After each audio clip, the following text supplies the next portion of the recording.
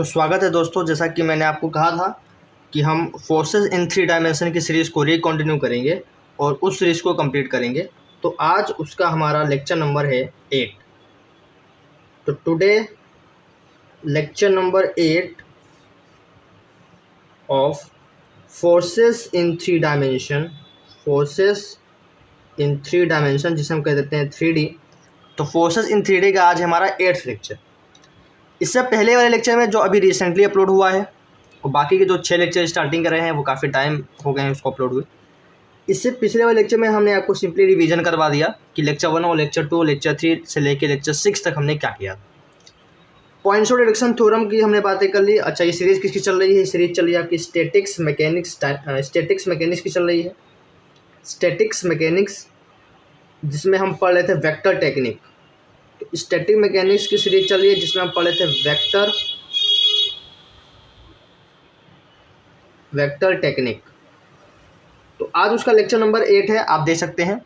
और आज हम बात करेंगे उसके आगे की बात करेंगे, ठीक है। तो जैसा कि मैंने पिछले वीडियो में बता भी दिया था कि हम किसकी बात करेंगे। तो अभी तक जो है हमने देख लिया है पॉइंट शॉर्ट रिडक्शन थ्योरम, जिसे मैं शॉर्ट में बोल रहा हूँ PRT। तो हमने पॉइंट शॉर्ट रिडक्शन थ्योरम देख लिया है जिसमें हम सिस्टम ऑफ फोर्सेस को सिंपली हम रिड्यूस कर लेते हैं R vector comma M vector में। इस रिप्रेजेंटेशन से हम दिखाते हैं रिड्यूस सिस्टम ऑफ फोर्सेस को। तो अगर सिस्टम ऑफ फोर्सेस किसी बॉडी पे एक्ट कर रही हैं तो हम उसको सिंगल फोर्स पे रिड्यूस कर सकते हैं। और इसका ये जो है ये तो रिजल्टेंट ऑफ फोर्सेस है, इसको सिंगल फोर्स में रिड्यूस कर दिया। और जो ये M वेक्टर है ये है नेट मोमेंट, या हम कह सकते हैं कि टोटल मोमेंट ऑफ कपल। तो अगर M1 कपल थे, M2 कपल थे, M3 कपल थे, ऐसे करके Mn कपल थे, तो उसको भी हमने यहाँ पे M वेक्टर में रिड्यूस कर लिया है जिसे हम बोले हैं टोटल मोमेंट ऑफ कपल। तो आपको बस ये बात ध्यान रखनी है। तो today we are going to discuss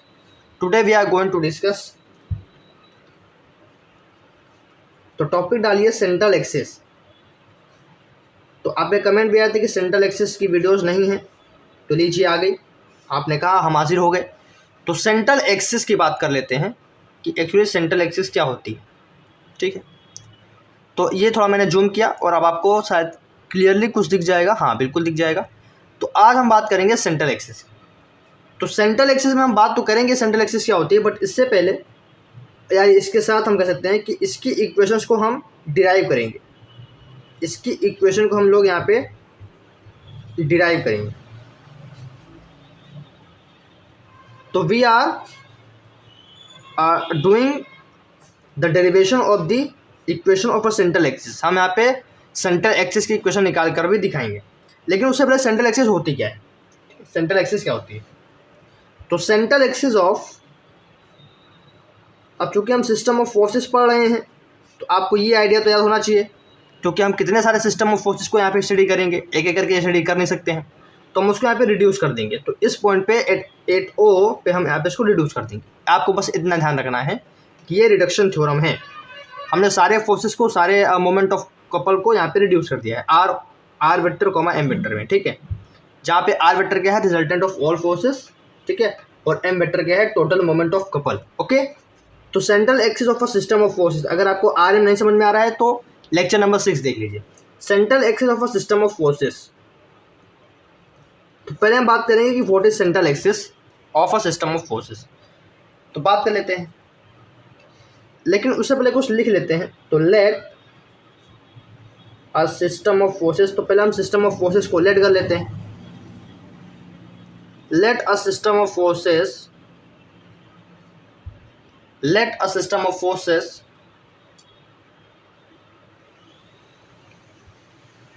a system of forces reduced, इसको रिड्यूस करते हैं, reduce R vector comma M vector. इसको हमने R कॉमा M वेक्टर पे रिड्यूस कर दिया और 8 पॉइंट O पॉइंट पे रिड्यूस किया।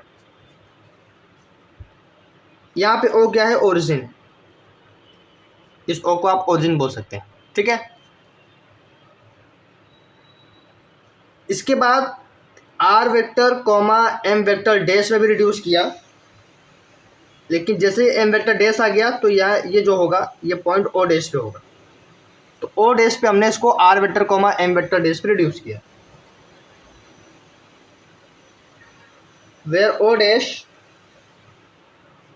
डैश कैसा पॉइंट है, ओ डैश भी अ पॉइंट, ओ डैश ऐसा पॉइंट है कि सच दैट जो एम वेक्टर डैश है, जो इस पर नेट मोमेंट है, जो इस पे नेट मोमेंट है, ओ डैश पे जो नेट मोमेंट है वो पैरेलल है आर वेक्टर के, वो पैरेलल है आर वेक्टर के, वो पैरेलल है आर वेक्टर के। Is it clear to all कि ओ डैश ऐसा पॉइंट है जिसपे एम वेक्टर डैश या उस पे जिसपे मतलब उस पॉइंट पे जो नेट मोमेंट ऑफ कपल है वो आपका पैरेलल है रिजल्टेंट ऑफ ऑल फोर्सेस। तो हमें प्रूफ करना है, वी विल प्रूव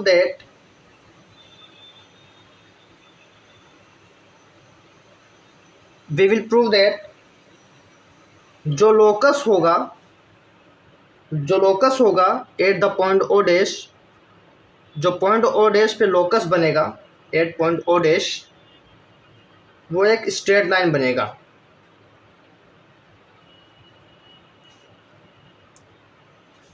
ये कैसी स्ट्रेट लाइन होगी, आपका ओ डैश पे एम वेक्टर डैश क्या था, पैरेलल था आर वेक्टर के, तो ये जब ओ डैश पे ऐसे सारे पॉइंट्स का जब लोकस बनेगा तो वो एक स्ट्रेट लाइन बनाएगा, और यही straight line, this straight line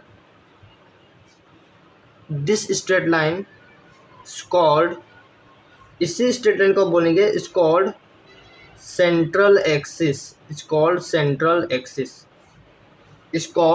axis. तो ये डेफिनेशन आप लिख लीजिए जो अभी मैंने लिखवाया है। तो it is a central axis of the system of the forces,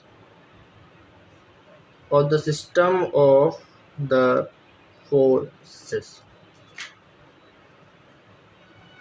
ठीक, तो आइए सेंट्रल एक्सिस की इक्वेशन निकालते हैं।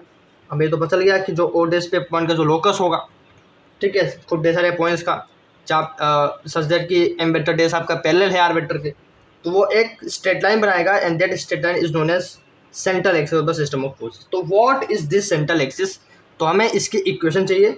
इसकी इक्वेशन इसलिए चाहिए ताकि हम पे हमारे जो सवाल बनेंगे इस चैप्टर से सेंट्रल एक्सिस पर, उस सवालों को हम यहाँ पे हल कर पाएँ। तो we have to need central axis की इक्वेशन, तो हमें बेसिकली सेंट्रल एक्सिस की इक्वेशन चाहिए। तो अभी ऊपर हमने देखा कि सिंस जो हमारा एम वेक्टर डैश है वो क्या है, वो पैरेलल है आर वेक्टर के, इस parallel to R vector, therefore क्योंकि दोनों वेक्टर आपस में पैरेलल है तो therefore we can write when two vectors are parallel then we can write कि ये जो एम वेक्टर डैश होगा क्या होगा, ये मैग्नीट्यूड ऑफ, ये मतलब अपने मैग्नीट्यूड और R vector upon magnitude of R vector के बराबर होगा। Since this two vectors are parallel, तो हम ऐसा यहाँ पे लिख सकते हैं, and let's say this is equation number 1। So this is the properties of vector. हम यहाँ पे प्रॉपर्टी ऑफ वेक्टर का यूज कर सकते हैं कि दो वेक्टर आपस में पैरेलल हैं, तो हम ऐसा यहाँ पे लिख सकते हैं, जो आपने पढ़ा होगा। सो एम वेक्टर डैश को हमने लिख दिया is equal to magnitude of M vector dash into R vector upon magnitude of R vector. ठीक, इसके अलावा हमने एम वेक्टर डैश का कुछ फॉर्मूला वगैरह पढ़ रखा है क्या? हाँ, पढ़ रखा है। एम वेक्टर डैश होता है M vector plus O vector cross R vector. ये मैंने आपको पढ़ाया था जब हम पढ़े थे a moment of system of forces. तो यहाँ पे सिस्टम ऑफ फोर्सेस हैं, ठीक है, यहाँ पे सिस्टम ऑफ फोर्सेस है आर वेक्टर, जिसे हम कहते हैं resultant of forces. O dash O vector आया था, कुछ एक्स्ट्रा आया था, यही एक्स्ट्रा है, और ये था आपका moment of system of forces. तो एक फॉर्मूला हमने ये भी पढ़ रखा है, तो इसको हम कह देते हैं इक्वेशन नंबर 2। तो एम डैश का एक फॉर्मूला ये निकल कर आया और एम डैश वेक्टर का एक फॉर्मूला ये निकल कर आया। अब इससे तो हमें कोई प्रॉब्लम नहीं है, आर वेक्टर मान लीजिए सिस्टम ऑफ फोर्सेस ही है, लेकिन हमें ये निकालना पड़ेगा, we have to find M dash vector का मैग्नीट्यूड। हमें एम डैश वेक्टर का मैग्नीट्यूड पता करना है, तो आइए पता करते हैं। लेकिन उससे पहले क्या हम इसको भी कुछ लिख सकते हैं क्या? जब यहाँ पे आर है, यहाँ पे एम है, यहाँ पे एम डैश है, यहाँ पे उसका मैग्नीट्यूड है आर का, यहाँ पे एम डैश वेक्टर का मैग्नीट्यूड है, तो इसको भी कुछ नाम दे देते हैं। क्यों इसको ओ डैश ओ वेक्टर लेके चल रहे हैं, इसको भी कुछ नाम दे देते हैं। जैसे मान लीजिए यहाँ पे हमारे पास एक मान लीजिए 2D प्लेन फिगर है, यहाँ पे पॉइंट ओरिजिन है, ध्यान सुनेगा, ये पॉइंट ओरिजिन का है और यहाँ पे कोई पॉइंट P है, इसकी डिस्टेंस क्या होगी, OP क्या होगा, पोजीशन वेक्टर R होगा। OP क्या होगा, पोजीशन वेक्टर R होगा। और PO क्या होगा, PO होगा माइनस का R वेक्टर होगा, उल्टा आएंगे तो माइनस का R वेक्टर होगा। अच्छा, दूसरी चीज़ क्या हो सकती है, अब यहाँ पे P नहीं O डैश है मान लीजिए, ठीक है, मान लीजिए कहीं पे O डैश है, तो यहाँ पे O डैश है तो ये क्या होगा, R वेक्टर होगा। तो O डैश तो R वेक्टर होगा, O डैश तो आपका R वेक्टर होगा, लेकिन ये बोल रहे हैं कि O डैश O वेक्टर क्या होगा, तो O डैश O वेक्टर जो होगा, O डैश O जो वेक्टर होगा वो माइनस का R वेक्टर होगा। सिंपल सी बात है। इसमें हम यहाँ पे उल्टा आ रहे हैं तो माइनस में हो जाएगा, जैसा मैंने यहाँ पे बताया था। तो इसकी वैल्यू क्या हो गई, माइनस का R वेक्टर हो गई। तो सिंपली तो जो भी मैंने बताया इसको पहले लिख के दिखाते हैं ताकि आपके पास लैंग्वेज भी रहे। तो let R vector be the position vector, let R vector be the position vector of, किस पॉइंट पे बात हम कर रहे हैं, O डैश पॉइंट की बात कर रहे हैं, और पोजीशन वेक्टर देख रहे हैं with respect to origin O, ठीक है, with respect to origin O। तो जो हमारे इक्वेशन नंबर 2 है, therefore equation 2 can be written as, equation 2 को हम लिख सकते हैं can be written as, equation 2 can be written as m vector dash is equal to, m vector तो एज इट इज है, m vector dash is equal to m vector तो as it is है, यहाँ पे जाएगा minus का R vector और ये वाला क्रॉस R वेक्टर तो एज इट इज चल रहा है। तो अगेन से इसको हम बोल देते हैं इक्वेशन नंबर 3। क्या आपको बातें समझ में आ गई इतनी? क्या इतनी बातें समझ में आ गई? तुम्हारे पास 3 इक्वेशन हैं, जब ये दोनों पैरेलल थे तो कुछ ये वाली इक्वेशन आई, उसके बाद m वेक्टर डैश का ऑलरेडी हम सिस्टम ऑफ फोर्सेस के लिए फॉर्मूला पढ़ चुके हैं। फिर O डैश O वेक्टर को हमने R वेक्टर मान लिया, लेकिन ये माइनस ऑफ R वेक्टर होगा क्योंकि हम उल्टा आएंगे तो देखेंगे, यहाँ पे देखा हमने। तो ये हो गया m vector minus R cross R vector. अभी भी हमारे पास एक m डैश वेक्टर आ गया है, बट अभी क्या मिसिंग है, अभी भी हमारे पास इसका मैग्नीट्यूड निकालना बाकी है, इसका जो है मैग्नीट्यूड निकालना बाकी है। अच्छा, इसके अलावा हमने लोग क्या पढ़ रखा है, हमने moment of system of forces की बात कर ली, ठीक है, रिजल्टेंट ऑफ फोर्सेस की बात तो कर ही ली। अब एक इससे पहले वाले लेक्चर में, यानी रिवीजन वाला नहीं, 6 लेक्चर में हमने पॉइंट्स रिडक्शन थ्योरम पढ़ा था, जहाँ पे हमने सारे सिस्टम ऑफ फोर्सेस को रिड्यूस कर दिया था R और M में। और ऊपर भी हमने बात करी है कि let a system of forces reduce to R vector comma M vector at point O। तो अब उसका हम यहाँ पे यूज़ करेंगे। तो पहले तो इतना आप यहाँ पे लिख लीजिए, ठीक। तो अब हम लोग क्या करेंगे, सिंस हमें पता है, चूंकि हमें पता है, क्या पता है कि R vector dot M dash vector, ठीक है, R vector dot M dash vector बराबर होता है R vector dot M vector. ये हमने कहाँ पे पढ़ा था, ये हमने पॉइंट्स ऑफ रिडक्शन में बताया था कि पॉइंट्स ऑफ, जब आप लेक्चर नंबर 6 देखेंगे तो आपसे मैंने बताया था कि जब आपका R वेक्टर बराबर हो जाता है R वेक्टर डैश, ये तो बराबर ही रहेगा क्योंकि system of resultant of forces तो आपके सेम ही रहेंगे, चाहे आप O के लिए देखें चाहे आप O डैश के लिए देखें। तो यहाँ पे मैंने आखिरी में बताया था कि R डॉट M होगा, resultant of forces into net moment of couple, ये बराबर होगा R vector dot M dash vector के। तो वही वाली प्रॉपर्टी हम यहाँ पे यूज़ करेंगे, यहाँ पे यूज़ करेंगे। तो R vector dot M dash vector बराबर होता है R वेक्टर डॉट, अच्छा एक थ्योरम भी होती है, इस थ्योरम को हम प्रूव करेंगे। तो ये एक्चुअली थ्योरम होती है, इसको बोल सकते हैं पॉइंट्स ऑफ रिडक्शन थ्योरम, लेकिन ये भी एक अलग से थ्योरम होती है, इसको भी हम प्रूफ करने की कोशिश करेंगे, ठीक है। आने वाले लेक्चर में हम इसको प्रूफ करके दिखाएंगे क्यों R vector dot M dash vector बराबर होता है R vector dot M vector. उस वीडियो में तो मैंने डायरेक्ट बता दिया था कि ऐसा कुछ होता है, बट आगे हम फर्दर इसको प्रूफ करेंगे। तो मान लीजिए कि भी ऐसा होता है कि R vector dot M dash vector बराबर होगा R vector dot M vector के, तो क्या हो जाएगा, हम यहाँ पे लगाएंगे डॉट प्रोडक्ट का फॉर्मूला। तो डॉट प्रोडक्ट का फॉर्मूला क्या होता है, ए डॉट बी का स्केलर प्रोडक्ट क्या होता है, A magnitude B magnitude cos theta, ठीक है। तो यहाँ पे हमारे पास क्या है, R vector dot M dash vector है, तो क्या हो जाएगा, R वेक्टर का मैग्नीट्यूड, ठीक, डॉट M डैश वेक्टर का मैग्नीट्यूड कॉस थीटा बराबर, और वहाँ पे चल रहा है R vector dot M vector.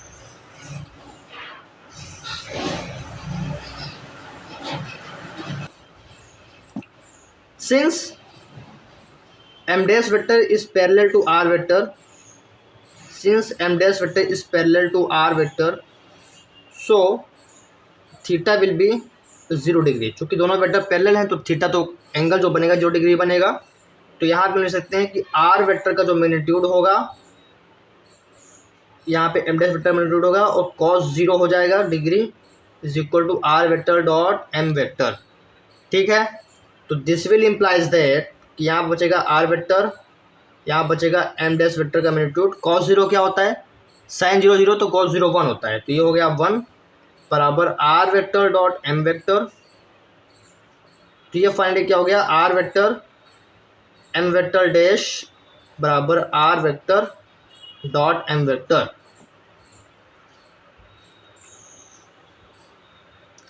तो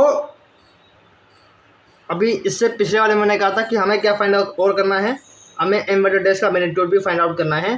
जो कि इस इक्वेशन में देखिए, अगर इस इक्वेशन में हमें एम डैश वेक्टर तो मिला हुआ है, इसी से लेके चलेंगे, लेकिन हमें इसका मैग्नीट्यूड चाहिए और इससे तो कोई बात नहीं, ये तो आपको हमें पता ही है क्या होगा। ठीक है, तो एक्चुअली हमें यहाँ पे एम डैश वेक्टर का मैग्नीट्यूड चाहिए जो इस तरीके से आएगा। तो एम डैश वेक्टर के मैग्नीट्यूड को एक साइड लिख लेते हैं, बाकी सबको उस साइड भेजते हैं।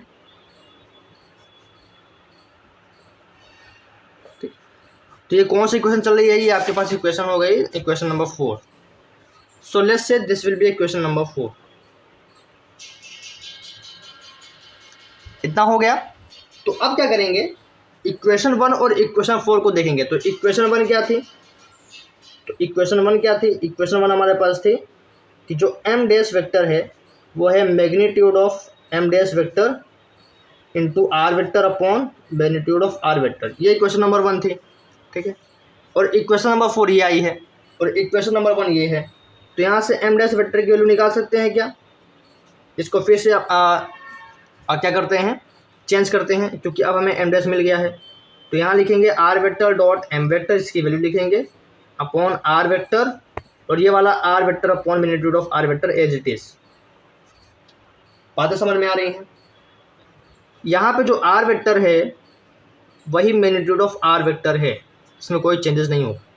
यहाँ पे जो आर वेक्टर है वही मैग्नीट्यूड ऑफ आर वेक्टर है, इस बात को भी आप ध्यान देंगे, क्योंकि रिजल्टेंट ऑफ फोर्सेस भी वही आएगा जो magnitude of resultant of forces आएगा। ठीक है,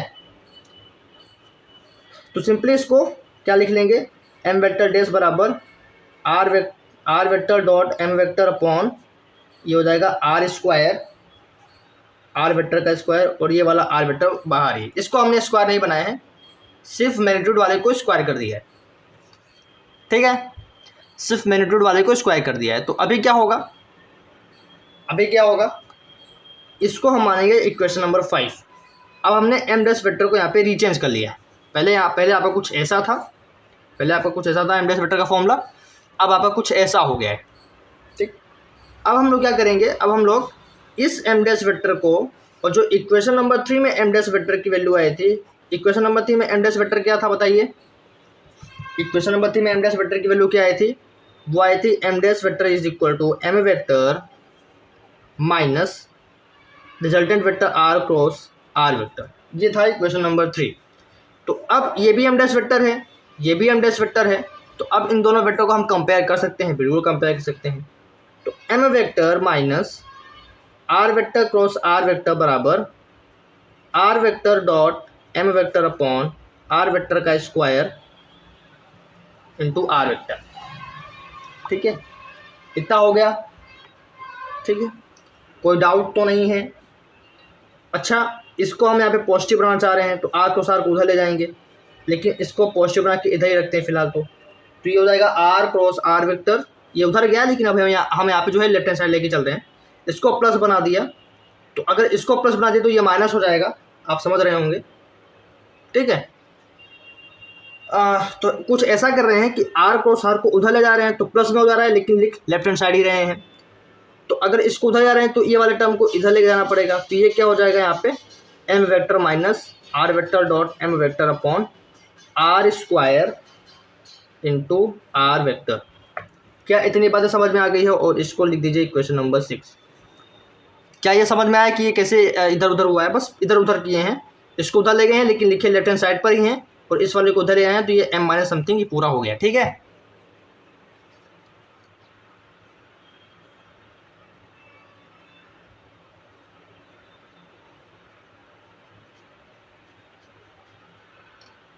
ठीक।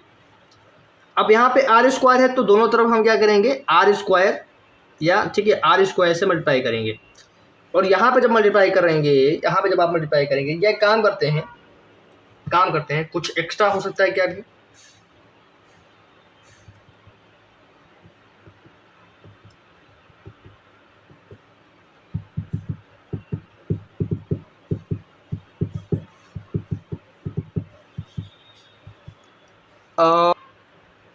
तो अब क्या करेंगे, इसको हम बोल देंगे, इस ये वाले टर्म को बोल देंगे एम वेक्टर। क्यों बोल देंगे, क्योंकि एम क्या होता है, moment of system of forces होता है, which will be written as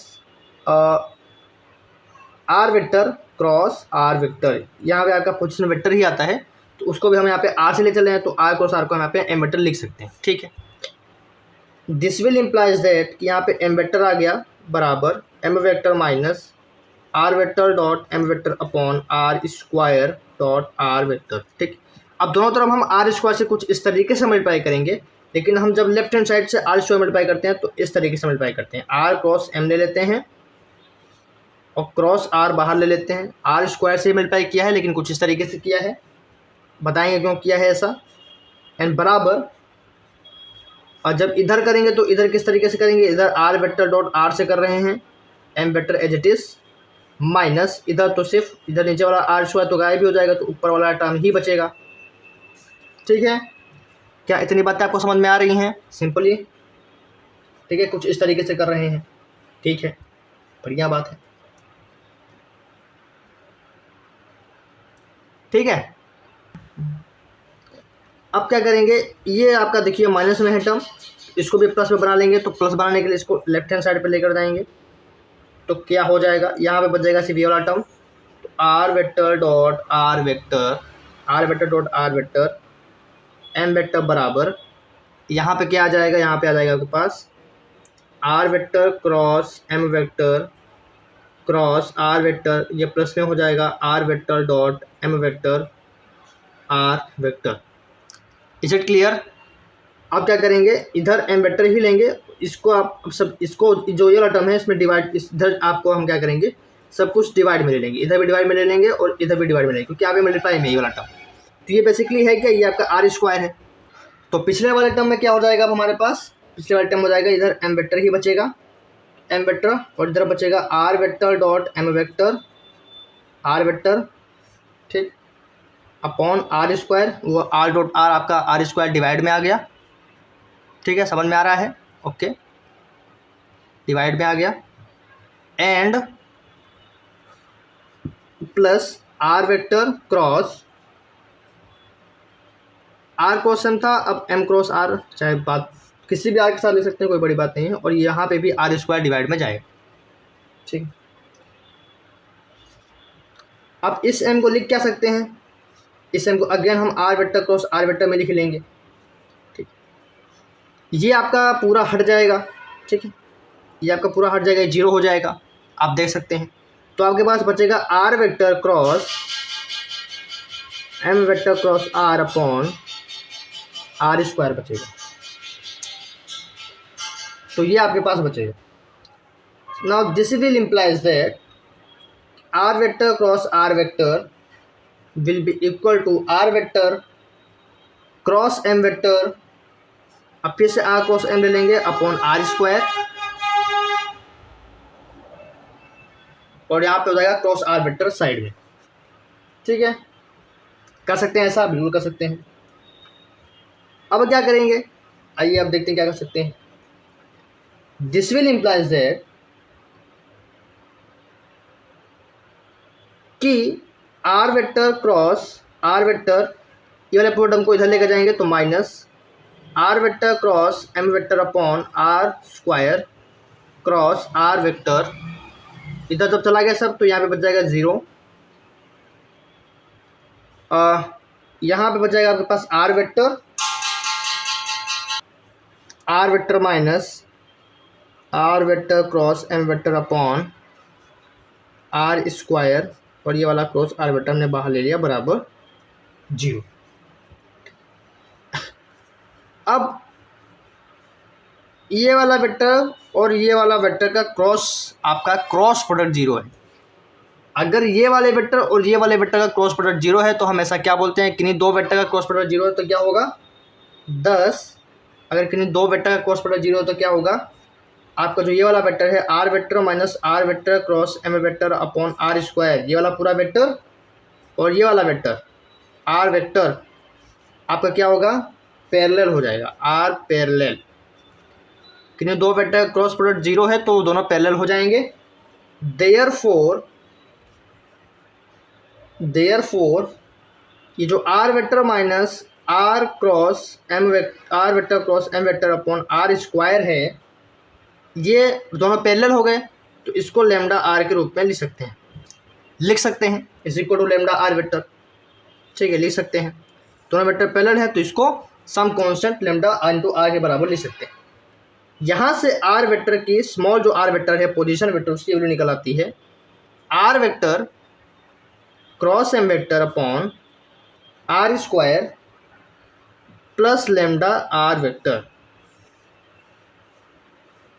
तो फाइनली हम यहाँ तक पहुँच गए। ठीक, और यही आपका क्या है, यही है आपका, ये एक लाइन की क्वेश्चन है। So which is R is equal to A plus lambda B something, ऐसा कुछ लाइन की क्वेश्चन है, आपने पढ़ा है। Which is a question of, ऐसा ही कुछ इक्वेशन आपने स्ट्रेट लाइन में देखा था लेकिन वो अलग था, लेकिन यहाँ पे भी लेमडा, वहाँ पे भी लेमडा था, यहाँ पे भी लेमडा आ रहा है। तो विच is A equation of straight line, ये एक स्ट्रेट लाइन की इक्वेशन है। Which is A equation of straight line जो कि पैरेलल है आर वेक्टर के, जो कि पैरेलल है आर वेक्टर के एंड पास कर रही है and passing to a point, R vector के पैरेलल है लेकिन पास कर रही है टू अ पॉइंट जिसका position vector to a point having position vector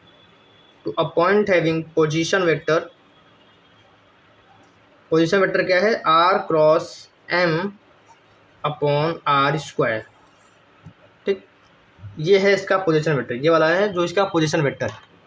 ठीक है, और यही आपकी जो इक्वेशन ऑफ स्ट्रेट लाइन है। सो दिस स्ट्रेट लाइन, तो बगल में लिखिए इसको, मान लीजिए स्टार इक्वेशन इंपॉर्टेंट है।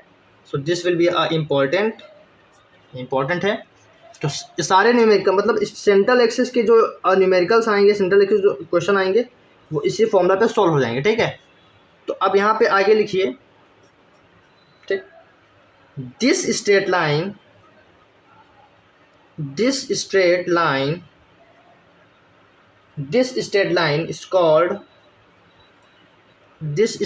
is called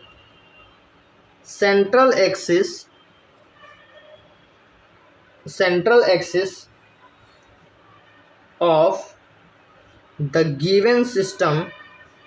the given system of forces। तो गिवन सिस्टम ऑफ फोर्सेस जो कि और एज पे सिचुएटेड है, उसका यह आपका क्या है, एक स्ट्रेट लाइन जो है, ये आपकी जो स्ट्रेट लाइन आई है, जो इसकी इक्वेशन आई है, that is the central axis of the given system of forces at O dash. So this is the central axis of the given system of forces. जो जिस सिस्टम ऑफ फोर्सेस को हमने R और M, R vector M vector dash at O dash और R vector M vector at O पे reduce किया था, उस सिस्टम ऑफ फोर्सेस के लिए हमारी सेंट्रल एक्सिस की इक्वेशन क्या आई है, R vector small R vector is equal to R vector cross M vector upon R square plus lambda R. So this is your required equation of central axis. तो इससे आप कर लीजिए note. ये प्रॉपर डेरिवेशन था और proper proof भी था। तो अगर आप प्रूफ करने को आए कि proof the derive the central axis equation, तो आपको कुछ इस तरीके से डिराइव करना है।